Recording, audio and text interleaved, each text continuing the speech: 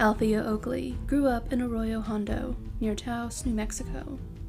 She graduated from Taos High School in 1984 and was a Taos Fiesta Princess in 1985. She went on to study at the University of New Mexico in Albuquerque. On June 22, 1988, 21-year-old Althea visited her boyfriend at his fraternity house near campus. The couple got into an argument, and Althea left the home alone. Police believe she went to a nearby duck pond to think after the disagreement. She had driven to the frat house, but apparently decided to leave her car there and walk back to the home she was sharing with her brother Russell. At 8:42 p.m., at least 3 witnesses in the 1300 block of Buena Vista Southeast, 6 blocks away from Althea's home, heard a scream. When one of them looked outside, they saw Althea, who said, "I've been stabbed," before she fell to the ground. Althea had sustained several stab wounds to her torso. She was rushed to the University of New Mexico hospital, but she died during surgery. Her funeral services were held at Our Lady of Sorrows Church in Arroyo Hondo.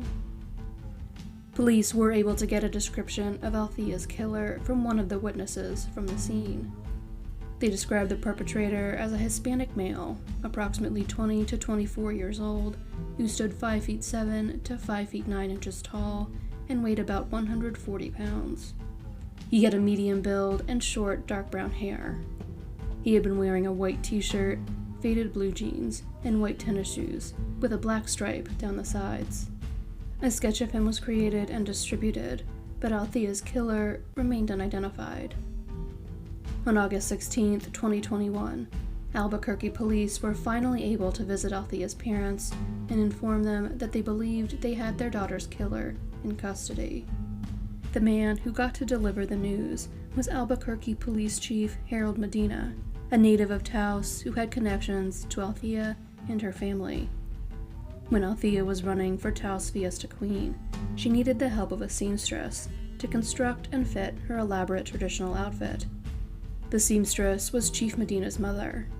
He remembered how Althea would always be sure to smile and say hello to him when she was at his home to see his mother. "I always remembered her. Just the way she introduced herself to me and Mom was just like somebody who's confident and full of joy," Medina said in an interview with the Albuquerque Journal. "I mean, I saw this happen for my entire life. When Fiesta candidates come in, I saw different personalities over the years. Without a doubt, I can say hers was the most bubbly, positive personality. I think my mom would say that too." In addition, when he graduated from Taos High School in 1990, Harold Medina was the first recipient of the scholarship the Oakeley family had established in Althea's name. As he advanced through the ranks once he entered law enforcement, he used the connections he made to keep tabs on Althea's case. Following his promotions in 2012 and 2018, he asked the investigators assigned to Althea's case if new technology had produced any new leads, but they never identified anything strong enough to move the case forward. 3 days after Chief Medina's meeting with the Oakleys, on August 19, 2021, 53-year-old Paul Raymond Apodaca was formally charged with Althea's murder. That day should have been Althea's 55th birthday. Apodaca made his first appearance in court the following day. When he was charged, Apodaca was already in police custody. He had an extensive criminal record and was in custody in the summer of 2021 for a probation violation. His most notorious crime was the 1995 rape of one of his young family members. Apodaca told a judge he had committed that crime because his younger brother Mark had just been convicted of murder, and he wanted to go to prison with him. Paul was sentenced to 20 years in prison, which he was not allowed to serve at the same institution where his brother was incarcerated. In March of 2021, Apodaca pled guilty to a charge of assault with a deadly weapon and was sentenced to 3 years of supervised probation. On July 16th, he told his probation officer that he would be staying at the West Side homeless shelter until he could get into an inpatient program or a halfway house, as he did not have anywhere to stay at the time. 3 days later, however, his probation officer received word that Apodaca had failed to report to the shelter, and his electronic monitoring device showed that he was instead sleeping behind a local Walgreens. He was arrested on July 20th for violating his probation. Following his arrest, Apodaca began confessing to crimes that had been committed years earlier. One of those crimes was the murder of a female student back in 1988. In 1988, Apodaca had been working as a security guard at the Technical Vocational Institute, which today is Central New Mexico Community College. The school is less than a mile away from where Althea was killed. One night in June, he saw a young woman walking alone and wanted to talk to her, but she walked away before he did. He then began following her in his vehicle for several blocks. He then decided he wanted to hold her at knife point and then rape her. He drove ahead of her, parked his vehicle, got out of it, and waited for her. When she reached him, she smiled at him and said hi as she walked past him. "That's the worst part. I hurt someone that smiles at you," Apodaca said during his confession. Instead of abducting and assaulting her, Apodaca stabbed her several times. He ran away when a witness saw him. When asked why he had wanted to attack the woman, Apodaca told investigators, "When I thought about it, what made me do it, what made me attack her, was all the hatred I had for women. Because growing up, I seen men treating women bad, and they go for the bad guys, and I try to be nice and good, and they just don't want that." Authorities were skeptical of this unsolicited confession. A detective did ask Apodaca if there was any circumstance that inspired him to finally confess. In the eventual criminal complaint filed against Apodaca, that detective wrote, "He said no. It was a shame that it took him so long to get to this point." Paul also said he realized what he had done was evil and dark. He said the Word of God has helped him overcome the struggle. Apodaca did know some details of the crime that had not been released to the media, and remembered the exact outfit Althea Oakeley had been wearing when she was killed: a long denim skirt, a red and white striped shirt, and red flats. They were not going to risk the possibility that he had somehow heard these details from some other source, however, and they began investigating the crime again. They re-interviewed the witnesses from the crime scene and looked into Apodaca's employment history. They were able to confirm that he had been hired at the Technical Vocational Institute in March of 1988 and was still working there in June, based on payroll records. They also had an unusual piece of physical evidence that did tie Apodaca to the scene. Apodaca claimed he had been wearing a distinctive watch his aunt had given him, with a moving moon and sun on it, on the day of the murder. He said he had taken it off while waiting for Althea to walk past him, because he had assumed there would be a struggle when he attacked her. Such a watch had been found in a nearby storm drain, near a trail of blood. Following their own investigation and the discovery of the information supporting Apodaca's confession, authorities charged him with Althea's murder. Apodaca has also confessed to other murders and rapes, but authorities have so far not released details on those crimes or any investigations that may be underway in them. Althea's parents have not spoken publicly since Apodaca was charged with their daughter's murder. According to Chief Medina, his meeting with them was emotional and bittersweet, but the news did seem to give them some sense of closure. Chief Medina is now focused on preparing the case against Apodaca and securing his conviction, the final step in getting justice for Althea.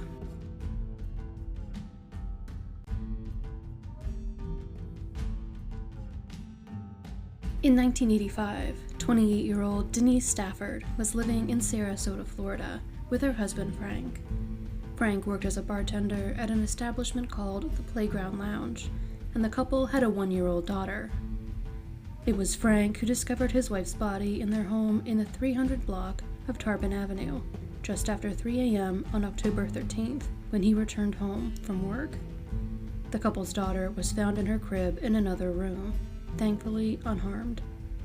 Denise's time of death was estimated to be between 11 p.m. on October 12th and 3:10 a.m. on October 13th, when her body was found. There were no signs of forced entry into the home. According to police, there was evidence that Denise had been attacked while she was standing up. However, Denise's body had been found on her bed. She was lying on her back with her head at the foot of the bed, leading police to believe that her killer had placed her on the bed after she was killed. Hundreds of pages of information were compiled in Denise's case file, but despite the best efforts of police, the case went cold. In November of 2020, Sarasota police made a new appeal to the public for information and announced that they hoped that new advancements in DNA technology could help in their investigation. The decades that had passed since Denise's murder did not diminish her family's desire for justice to be done in her case. According to Sarasota Police Department civilian investigator Jeff Birdwell, when Frank Stafford was asked what should happen to the person responsible for his wife's murder, his immediate response was, "We still have the death penalty, don't we?" It would be the department's efforts to re-examine evidence in the case for DNA that would ultimately lead to them identifying the person they believe committed the murder. When the clothes Denise was found wearing were re-examined, DNA was found on areas on the bottom portion of her pants, near the back of her ankles and behind her knees. Police believe the DNA was transferred there when her killer picked up Denise's body to place it on her bed. Further testing showed that the DNA belonged to Joseph Magaletti Jr. 64-year-old Magaletti had died while serving life in prison in 2015. He had been convicted of the 1995 murder of Kathleen Leonard, one of his former neighbors. She had been strangled, and her killer had emptied out her purse and apparently taken the cash from it. Magaletti was not charged with the murder until 1999, when he was tied to the crime through mitochondrial DNA found in a hair discovered when authorities examined the bindings and ligature used on Kathleen. He was also later tied to the scene through fingerprints, when his fingerprints were found to be a match to prints found on the inside of Kathleen Leonard's apartment door, just below its knob. Magaletti is also considered a suspect in the 1987 abduction and murder of 19-year-old Elizabeth Zia. At the time, he worked delivering water to the video store, where Elizabeth was employed. Magaletti worked as a bouncer at the Playground Lounge. This meant he knew Frank Stafford's work schedule, and therefore when Denise would be home alone with her daughter. He had also previously visited the Staffords at their home. Since she knew him, Denise may have willingly let him inside the house, explaining the lack of forced entry into the home. The detectives initially assigned to the case in 1985 had come across Magaletti as a person of interest, but they did not have enough evidence at the time to conclusively tie him to Denise's murder. In terms of motive, police believe Magaletti's drug habit may have played a role in the murder. He was known to steal items to resell and commit robberies in order to get cash to use to purchase cocaine. He may have believed that there was something of value in the Stafford home he could steal in order to sell for drug money. While Magaletti cannot be tried for Denise's murder or serve time for it, his identification and the fact that he is no longer alive is a comfort for Denise's mother, Dorla Nipper. He's not going to harm anyone else. That has been my cry from the beginning. I didn't want to see any other mother go through what our family has, she said following the announcement of Magaletti's identification. Ms. Nipper also expressed her gratitude to all of the members of law enforcement who worked on her daughter's case. The investigators on Denise's case want its resolution to both give hope to families of victims and serve as a warning to perpetrators of cold cases. It's important for every suspect out there who hasn't been arrested to understand you haven't gotten away with it, Sarasota Police Department civilian investigator Jeff Birdwell, the lead detective on Denise's case, said after Magaletti's identification, "We're still coming. You still need to look over your shoulder. With some effort on our part and with technology, your day is coming."